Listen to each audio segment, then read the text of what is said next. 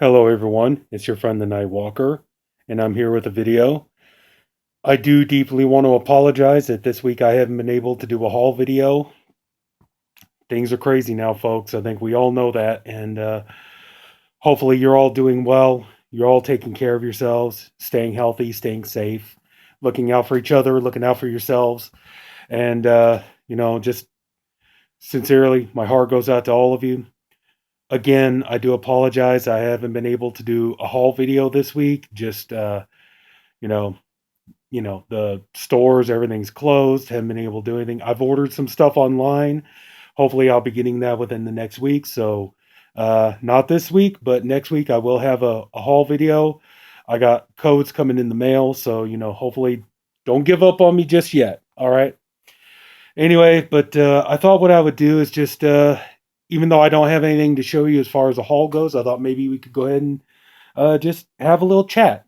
And what I was thinking about talking about today, and this is kind of a movie review, but this is kind of more just, like talking about some movies that came out recently. I'm going to talk about the, what I consider the recent Manson movies that came out in 2019. Even though one says it came out in 2018, I don't remember even seeing it coming out until 2019. It might have been filmed in 2018 and coming out in 2019. But anyway, the movie that I'm talking about is directed by Mary Herron, written by Guinevere Turner, and it's called Charlie Says.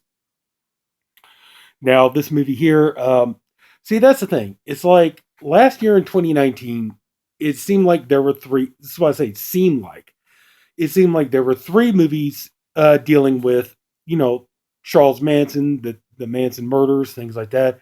And it makes sense because last year, 2019, was the 50th anniversary of the, Manson murders, the Tate LaBianca murders, Gary Hinman, all these other unfortunate people who died. And, it seemed like these three movies just happened to coincide coming out with the 50th anniversary. And this one here, like I said, it says 2018 on it, but I swear to God, it seemed like this didn't get released until 2019. But anyway, so we're going to talk about this one, and we'll talk about the other two. We'll talk about the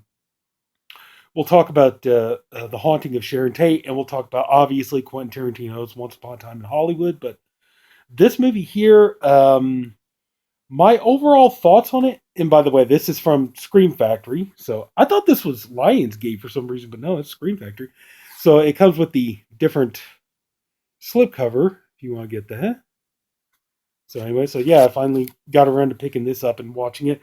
I don't own Haunting of Sharon Tate on video, but I've seen it, so I get the idea behind it. And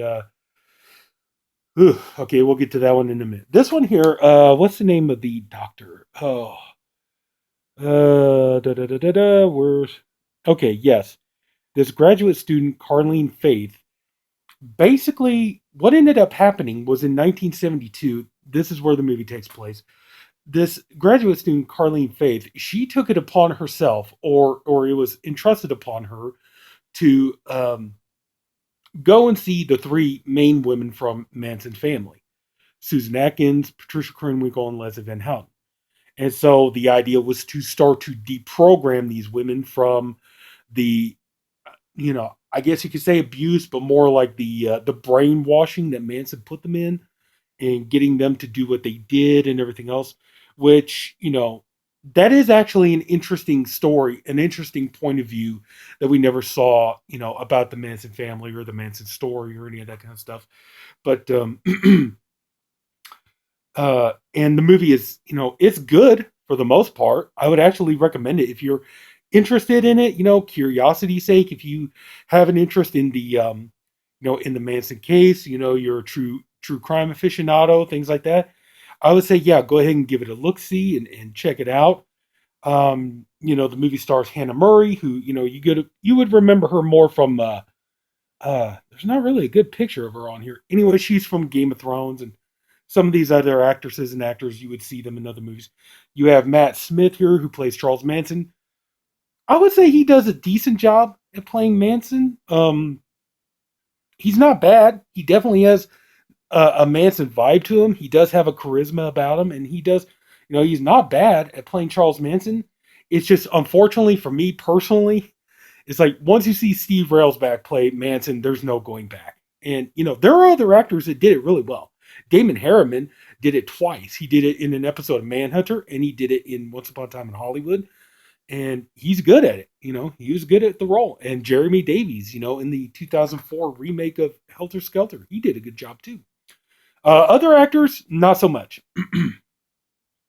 But so yeah, this is an interesting idea. It is an interesting story behind it. It's not a bad film. My biggest gripe with this movie, though, it's not a complete film. And what I mean by that is that the biggest gripe that I have with this movie is the fact that this is a feminist film. Okay, this is feminist filmmakers making a movie about this and everything. And that doesn't bother me so much. Okay, what does bother me is when you know to put it simply, they sugarcoat the women's involvement in the murders to try to make the women seem more relatable, or to make the women seem more sympathetic to an audience. That's the biggest problem that I have with this movie. If you watch this movie, you're going to notice that. The movie primarily takes place from the point of view of Leslie Van Houten, which, I mean, okay, technically, out of the three Manson women, if you were going to want to try to make a sympathetic portrait of these women, Leslie Van Houten would kind of be one of the more obvious choices to go with, because while Leslie Van Houten contributed to the murders, she didn't exactly. I guess she didn't really exactly kill anybody. Um, of course, if you know the true crime story, you've seen the interviews or heard the confessions or anything from the women, that pretty much like the only thing really that she did some more dastardly things, but one thing that she was known for was she did stab Rosemary LaBianca, but Rosemary LaBianca was already dead by this time. So, but the thing was they pushed Leslie Van Houten to do it because the idea was, when they went there to kill these people, the idea is everybody had to do something. You had to be engaged in it in some way. But, the story, you got Carlene, she goes and she starts talking to the Manson girls, and the Manson girls, obviously, they're, Charlie says this, Charlie says that, everything is about Charlie, and, everything's about Manson and stuff. And little bit by little bit, as the movie progresses, she's talking to these women, and she's starting to peel back the layers of, who these women really are or were before they met Manson, and to try to get them back into, just being who they were again. And it's not a bad way to do it, but it's just like I said, when you find out from these women's own admission the things that they've done, it does kind of infuriate you. It's like, okay, that's the only thing. I just feel this movie is pulling some punches, and it's like, um, if you're going to try to make me sympathize with these women, you still need to give me the facts. Okay, don't sit here and sugarcoat it and downplay the women's involvement in the killings, and then turn around and say, "Oh well, yeah." Here's the thing: when they go to kill Sharon Tate, who, by the way, is her name on here? No, it doesn't say her name on here. Anyway, is her she her last name is Van Dien. Basically, the point I was going to make is she's the kid sister of Casper Van Dien, the actor. Johnny Rico from Starship Troopers. Anyway, so um, you know, that's the thing. It's like, if you ever heard like Susan Atkins, confessions, or you ever heard her interviews or anything like that, Susan Atkins admitted that she stabbed Sharon Tate to death. She admitted. She also admitted, I mean, yeah, she recanted and stuff, but then, later on in other interviews, she also said that when Sharon Tate begged for the life of her baby, that, uh, even say, look, you could kill me, but take my baby and everything else. And Susan Atkins told her, pretty much, look, bitch, I have no sympathy for you. I have no sympathy for your baby. You're going to die. I don't feel a thing about it. But we can't put that in this movie, because then it would make, Susan Atkins seem unlikable. And we don't want that. We're trying to make a pro-female movie here.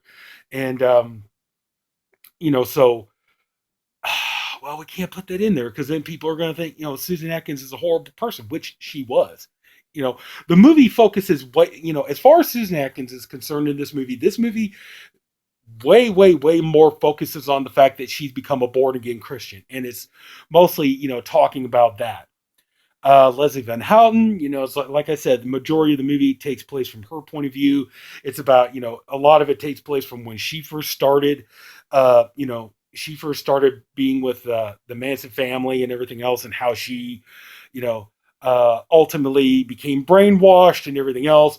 And then, you have the Patricia Krenwinkel character who, what's her name? Sosie Bacon, who's actually the daughter of Kevin Bacon and Kira Sedgwick.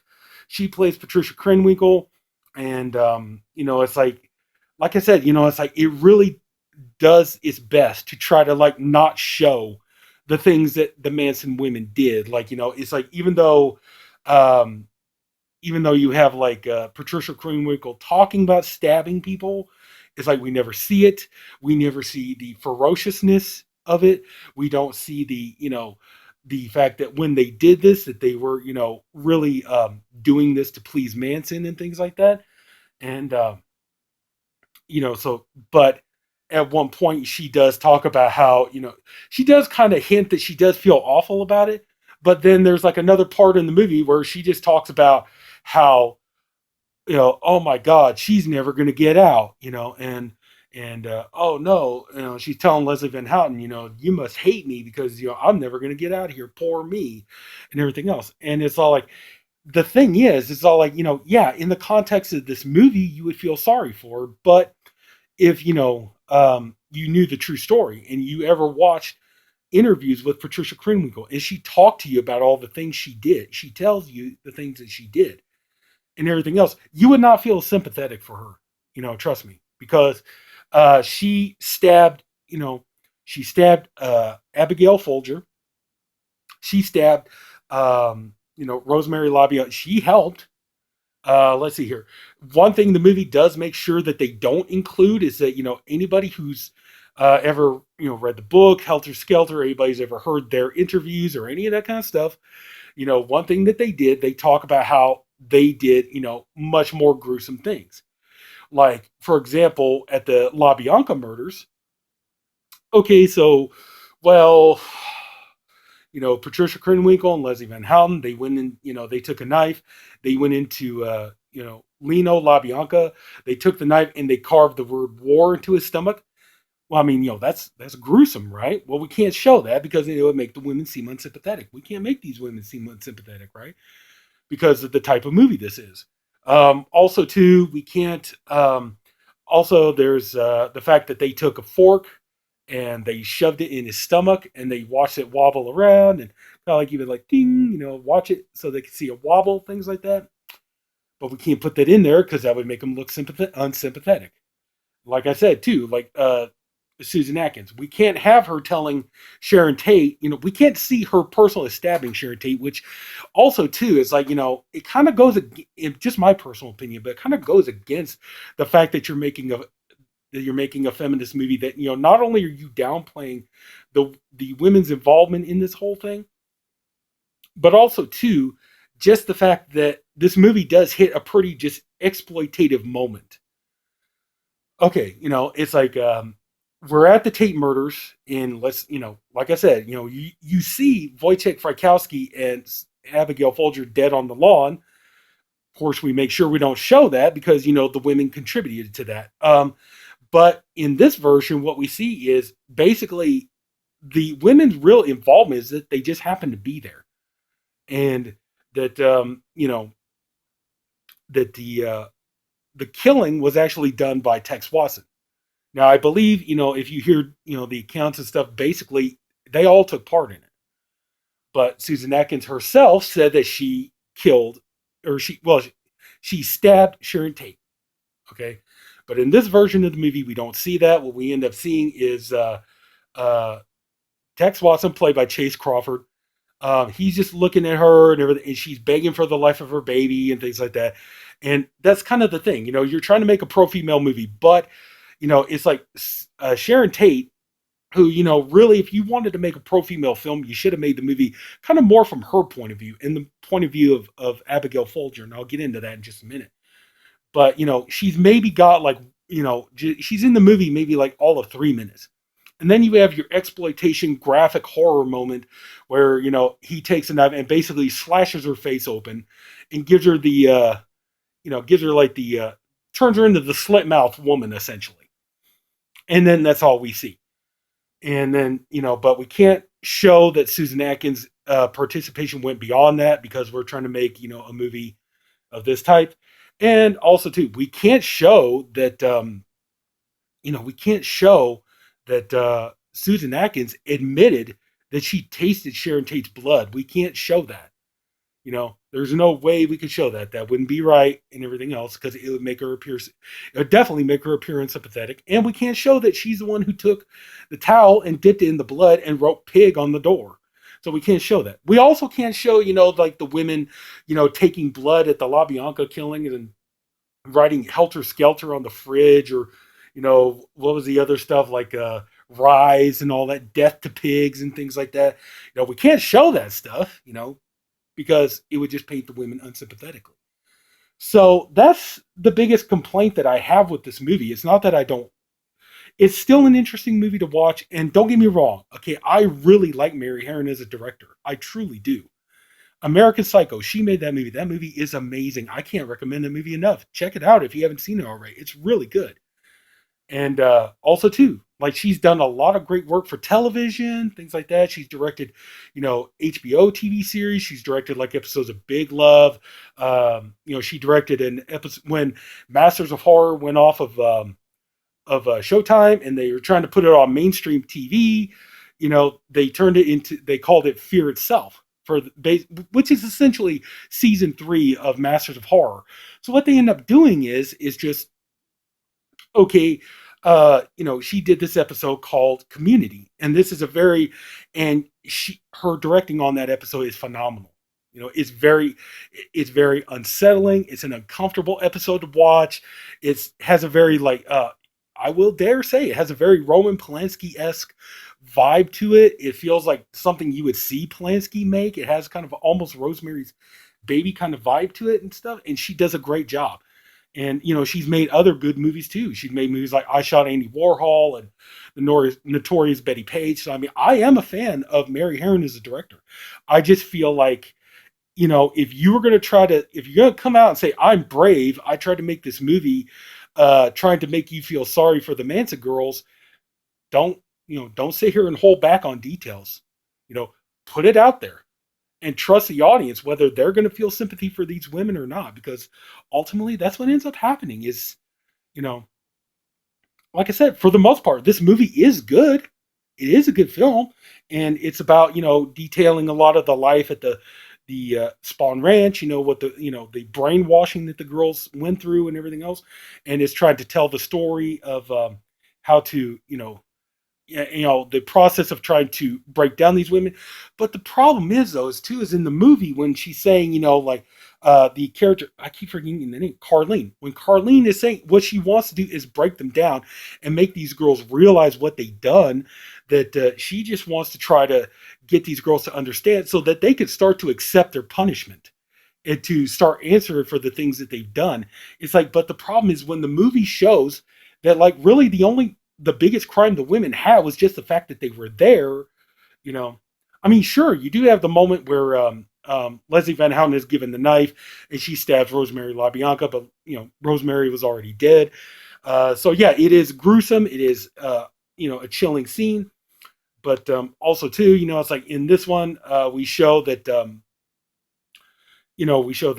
I believe in this version she stabs her in the stomach, whereas in real life they pulled up Rosemary's dress and Leslie stabbed her in the buttocks and her lower back. So that's the thing. It's like there's all kinds of places you can, like Scott Michaels, get on YouTube. He's got zillions of videos talking about this situation. But anyway, yeah, I'm about ready to run out of time. This is going to be multiple part video. I didn't figure this in, but I got started talking, and that's my fault. But so anyway, yeah, we're going to wrap this up. But yeah, I would say this one it's worth a look. But this movie, out of the three Manson movies that came out last year, this one seemed like it just kind of flew under the radar. Nobody really noticed it, and nobody really, it just kind of came and went. Nobody really saw this, nobody really noticed it or anything like that. And I believe there's a reason why. I'll get into that in the next video. But anyway, so that's part one of the Manson. I guess I'll call this the Manson movies of 2019. But anyway, so that's it for the first video. And if anybody took the time to watch this, I thank you for doing it. I appreciate you for doing it. I hope you enjoyed this video. And if you did, please like. If you haven't already, please go ahead and subscribe. And hang on, there'll be a part two. And I'll see you in just a little while. Take care. Bye bye.